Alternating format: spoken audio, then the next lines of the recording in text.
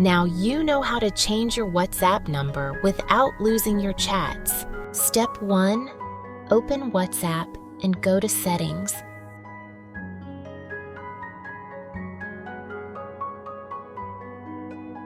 Step 2. Tap on Account, Change Number.